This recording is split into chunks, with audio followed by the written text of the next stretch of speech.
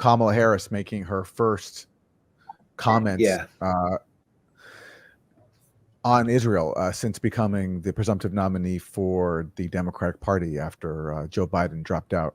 She met with Netanyahu on Thursday. She said they had a frank conversation. She did a photo op with him where she didn't give him a warm embrace like Biden did, but still, when she spoke afterwards, it was pretty much the exact same script as Joe Biden.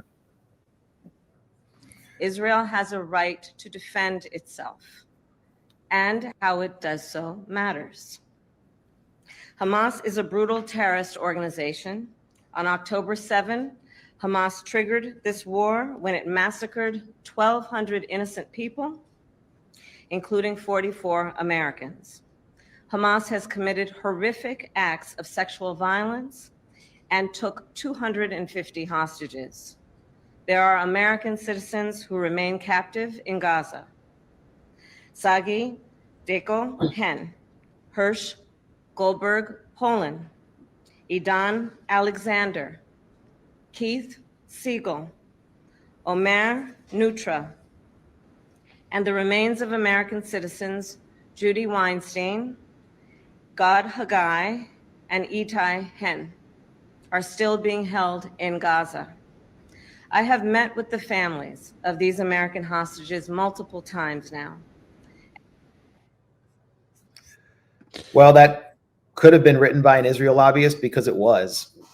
Yeah, I mean, that claim there that Hamas killed 1,200 innocent people. First of all, we know now, we've known for a long time, you've been at the forefront of reporting this, Max, that Israel killed at least some of its own people on October 7th by invoking the Hannibal Directive. So factually, what she says there is not even true. Israel's responsible for at least some of the death toll on October 7th. And then, but also to say they're all innocent, well, there are a lot of people who were killed who were military, who were enforcing the siege of the Gaza concentration camp. And in conflict, you don't refer to soldiers as innocent. Like whatever you think of, how they died or their cause. I mean, soldiers are combatants, and in this case, the combatants were enforcing the longest-running military occupation in the world. And then she repeats the fake claim that Hamas committed acts of sexual violence, and as we've been calling up from the start, there's no evidence of that. There's no actually evidence, not only of mass sexual violence has been the claim, but not even a single case so far has been established. So she's repeating there the foundational lies that are used to perpetuate an ongoing 9-month-long mass murder campaign by Israel. That's a great point about innocent civilians. I mean, it's just a lie. At least 400 active duty soldiers who were enforcing the siege of Gaza were killed in a commando style, special forces style attack on their bases. Would the U.S., would American patriots attack foreign military bases on their border that were constantly staging attacks on them and besiege them? That's one of the main objectives of October 7th. So, she's decontextualizing. She doesn't know anyway. And then those she named, the Americans, the majority of them were American lone soldiers who chose not to fight for the U.S. military, but to fight for a foreign apartheid military like Omer Nutra, whose parents appeared at the Republican National Convention on behalf of Trump, on behalf of Kamala Harris's opponent, with Miriam Adelson glowering, surrounded by the Republican lawmakers and hopefuls she pays in the VIP booth. Omer Nutra was in a tank. He was in a tank on October 7th. What was he doing in the tank? He was innocently in a tank. Why are we honoring people who go fight for a foreign military?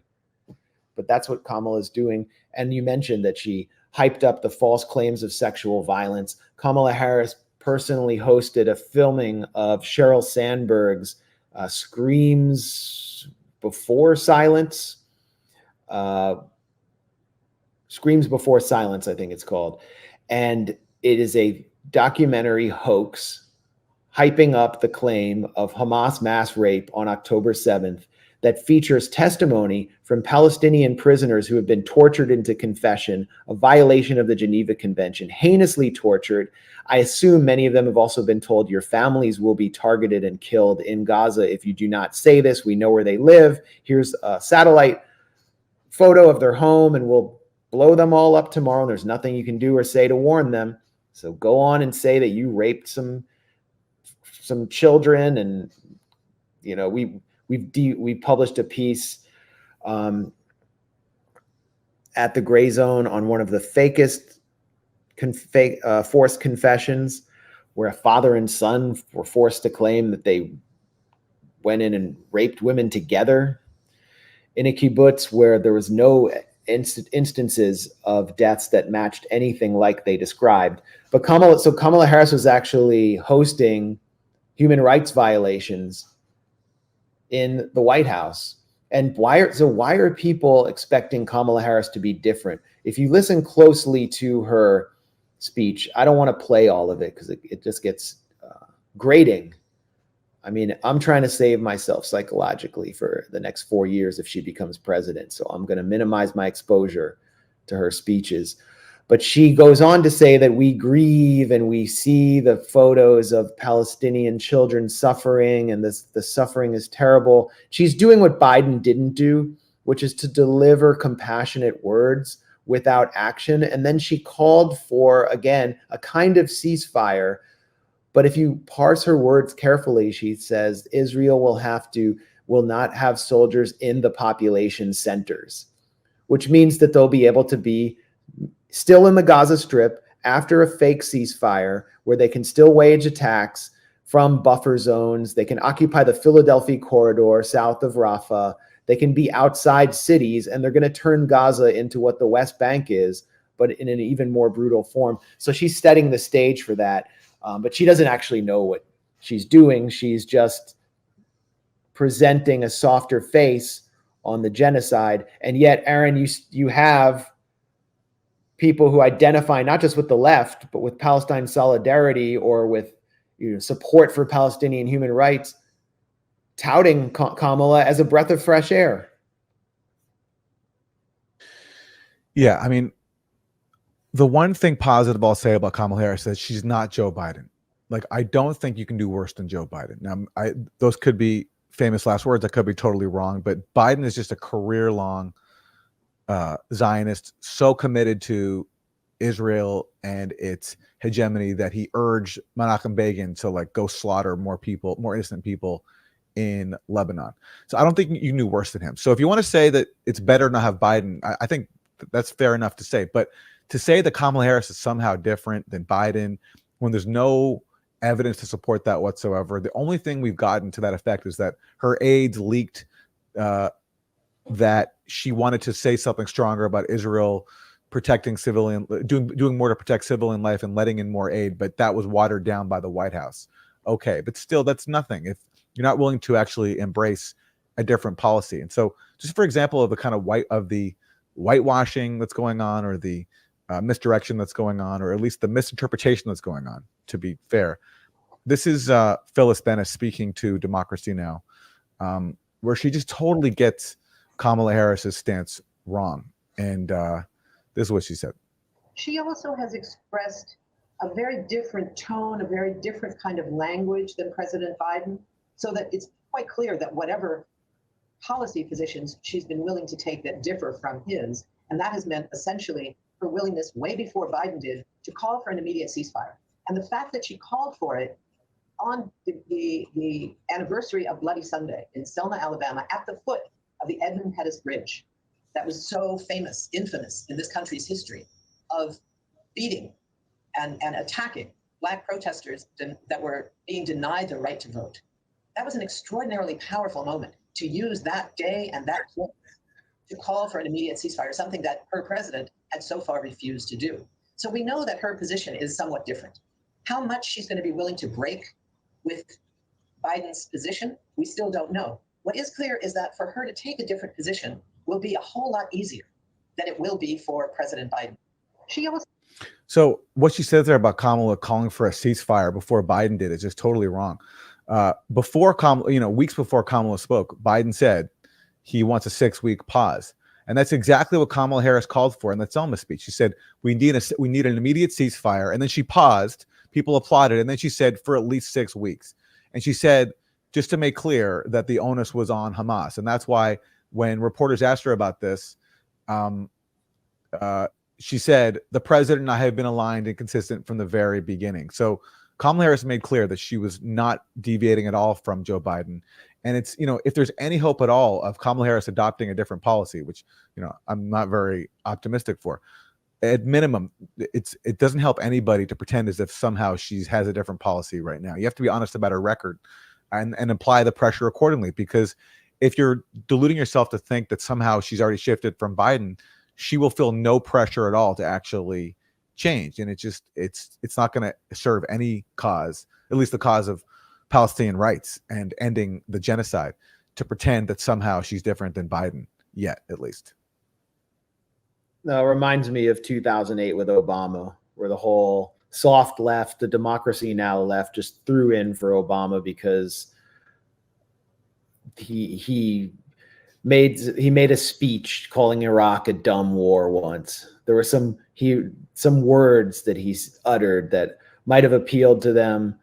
And I don't know, they thought he was special because he was historic, because he would be the first Black president. And they just love symbolism. They're all about vibes and aesthetics. They're not about policy. They don't look at the personnel surrounding people, who's around Kamala Harris. Amy Goodman, like when she hears Beyonce, when she hears a Beyonce soundtrack at a Kamala rally, it's like irresistible. It's like she's on the thrashing floor. Like when people in those old Pentecostal churches get like possessed by the spirit, they get the ghost on the floor. Amy Goodman gets the ghost and she hears Beyonce and she can't not support Kamala. That's what it is. I mean, it's going to be obscene. The levels of manipulation and insidious deception to draw back in the soft left, the kind of majority report, left libs, those kind of people, and they're all going to fall for it, along with the fear of the bad orange man and JD Vance, who doesn't like cat ladies. I mean, that's what we're gearing up for, and that's why it's so important to keep our focus on this genocide that Kamala Harris will be presiding over. She presented, when she called for the supposed ceasefire that Phyllis Bennis was so moved by, she was presenting the precise details of the Israeli position that they were putting forward in Doha. She was acting as Israel's lawyer in Selma. And the way she did it was so manipulative. She said, we need to support an immediate ceasefire. Then everyone starts cheering, yay, for 6 weeks. Like people in the crowd probably couldn't even hear. She was like, for 6 weeks. Yeah, it was so cynical. It was so cynical. Yeah, look, I mean, the one thing, again, I do think it's a positive that Joe Biden's not at the head of the ticket, because I don't think you can do worse than him. I just don't. He's, to me, at a different level of unhinged. He's a committed neocon. Like Obama personally, I don't think was a neocon. He just had no political courage at all. And he was told what to do when it comes to Syria, Libya, and he went along with it because he has no conviction. Kind of like Trump. He just wants to be liked. I don't think Trump is like well, actually, I don't know what's in Trump's brain, because Trump does have a visceral hatred for Iran. So I don't want to characterize Trump, but I don't think Obama was like an ideological neocon in the way that Biden was.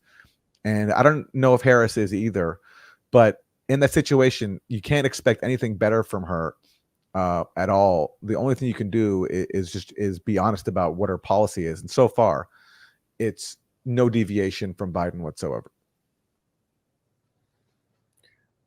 The K Hive really doesn't care about genocide. That's what I know. I'm